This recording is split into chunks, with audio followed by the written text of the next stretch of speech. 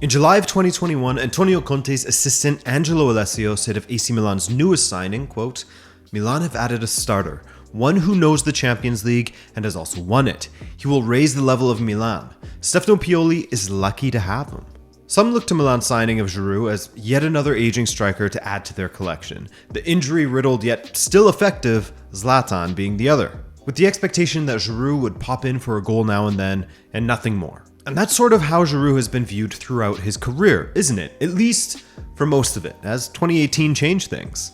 Hey fellas and ladies, my name is Adrian, and welcome to my channel, Rabomba BB. That's actually the correct pronunciation for all of you pronunciation experts out there. Today, we are talking about Olivier Giroud, another player who has continued this trend of getting better and better as they get deeper into their 30s, or just once they leave Arsenal. But let's start with a confession.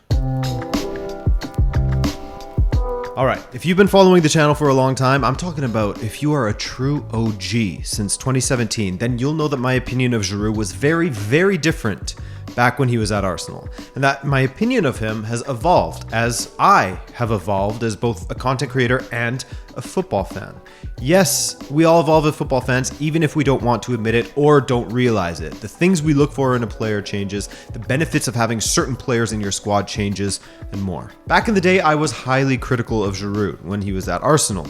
I thought he was, at the most, a hit-or-miss striker that is capable of doing something ridiculous now and then, such as his famous scorpion kick goal. You could see he had the techers, but you didn't see it enough. Perhaps with hindsight, it was more an Arsenal problem than a Giroud problem. Or perhaps he's just another example of a player that gets better with age and maturity, as mentioned earlier.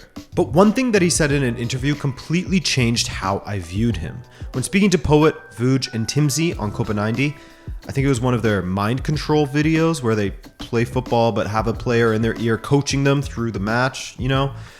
Editor Adrian will find it for you. But anyway, Giroud was in the ear of Poet, and he said to him, "Do the shit that people don't see, my friend. The free runs sometimes help the teammates behind and in front of you." What does he mean by a free run? I think he means it like freeing run, as in he is dragging defenders away from his teammates to free up space for them.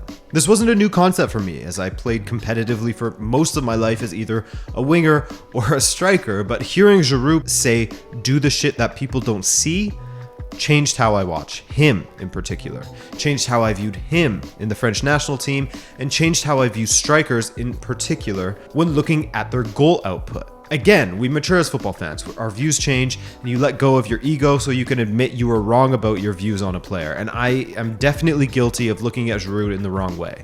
So now that I've stated how my enlightenment happened back in the day, let's celebrate Giroud and how he has evolved as his career has rolled along. Arsenal has a history of French strikers, and when Olivier Giroud signed for them in 2012, he arrived as a French champion, with his 21 goals for Montpellier, tied for top scorer in Ligue 1, helping the club to their first and only league title. His time at Arsenal was a bit of a mixed bag. I'm sure with the benefit of hindsight, a lot of Arsenal supporters have changed their tune at least a little bit when it comes to Giroud and his average output of 19 goals across all competitions per season, across 5.5 seasons, by the way, with the club. There was plenty of frustration when his finishing would go missing. Plenty of frustration when he would appear to be quite pedestrian and just there for the ride. But again, in hindsight, beyond Aubameyang, there hasn't been another striker that has been as effective at Arsenal since Giroud. Try as Lacazette might, or try as he may have, as the man is back in Lyon, which just feels right, doesn't it? Good move for him. Happy for Laka. But anyway, with Aubameyang arriving in January of 2018, Giroud changed London clubs by joining Chelsea, leaving Arsenal with 3 FA Cup triumphs to his name, having scored 105 goals in 253 appearances. At Chelsea, Conte took to him well, pairing him alongside Hazard and Morata at times, as Giroud's technical ability paired well with these players. Hazard himself even called him, quote, "the best target man in the world." That's high praise, isn't it? And funnily enough, he would go on to be a world champion that very same year, featuring heavily as a starter for France, though not contributing a single goal at the World Cup. He had a couple assists. He didn't even have a single shot on target. People like the old Adrian and plenty of others would look at that critically, bemused as to why Giroud was constantly getting picked in France's attack despite contributing little on paper, saying things like, he's only starting because Benzema is on the naughty step still, etc, etc. But when surrounded by talented players who he can play off of, Giroud really does have the makings of a perfect target man. He draws defenders, he is the wall to play passes off of, he makes smart runs into the box to finish chances, or as he said to Poet, make those free runs for his teammates, or rather, make his teammates free on their runs by drawing defenders away. He does the shit people don't see, as he said, and he has continued to do that at the highest level, no matter who he is playing for. At Chelsea under Sarri, he helped them win the Europa League, flourishing with 13 goals from 45 appearances, and hold it, before you laugh at the goal output from Giroud at Chelsea, you have to remember this. He only started in 60 of his 119 appearances for the club, and he still managed to score 39 goals and contribute with 14 assists. That's a goal every 3 matches or so, which isn't the worst record, is it? He was important en route to their FA Cup triumph in this first season under Conte. He was integral in Chelsea's Europa League triumph as he was the top scorer in the tournament and provided a goal and 2 assists in the final, against Arsenal no less, and he contributed 6 goals en route to their Champions League triumph in 2021, including 4 goals against Sevilla in the group stage and that goal against Atletico Madrid. Oh, stunning. Even though he had his 1-year renewal at Chelsea automatically triggered, when he requested a move away and a new challenge, Chelsea obliged, and Giroud went to the land where aging, or shall I say, mature strikers thrive. Of course, people will take what I said the wrong way. No, I don't view Serie A as a retirement league or anything like that. In fact, in the last 2 seasons, I have had far more enjoyment watching Serie A than any other league. But you can't deny that older strikers thrive in this league, no? Luca Toni was 38 when he finished joint top scorer alongside Mauro Icardi in 2015. Di Natale was 33 in 2011. Quagliarella was 35 when he finished as top scorer. Ronaldo, I mean, he's Ronaldo, but he was 36 when he finished as top scorer, etc, etc. While other players in their mid-30s have excelled recently as well, such as Zlatan.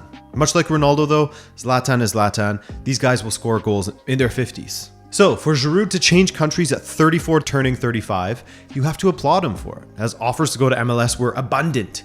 But he knew he still had something to offer at the top level. He didn't finish as the top scorer. The 11 goals didn't even make it into the top 10 for him, but he did score goals that were integral to AC Milan's title pursuit. A goal and an assist against Roma, a brace against Inter to give Milan the 2-1 win in the league, a goal against another title rival in Napoli to give Milan a 1-0 win, a goal against a difficult Lazio side, and of course, the first 2 goals in Milan's title-clinching 3-0 victory over Sassuolo. But again, remember that quote I keep repeating.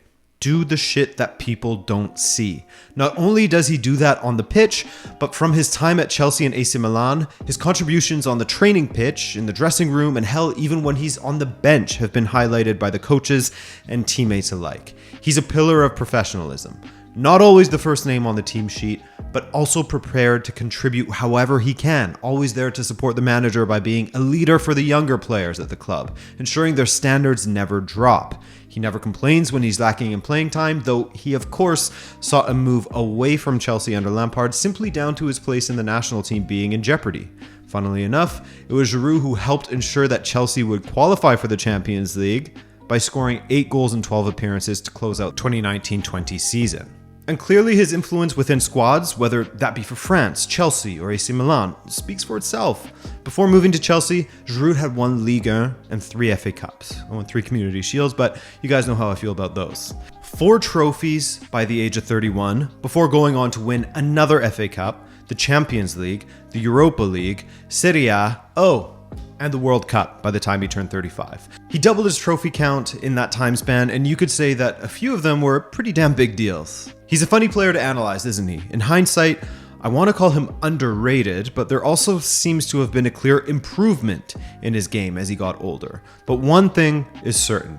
He's a top professional whose influence on his teams go beyond his goals and assists, and he does the shit people don't see better than most, on and off of the pitch. Fellas, thanks for watching this video. If you enjoyed it, then hit that subscribe button. If you haven't already, of course. And if you didn't, then why are you torturing yourself and still watching this video all the way to the end? Get out of here. Are you okay, man? Regardless, thanks again for watching, guys, and we'll catch you next week for more content. Ciao.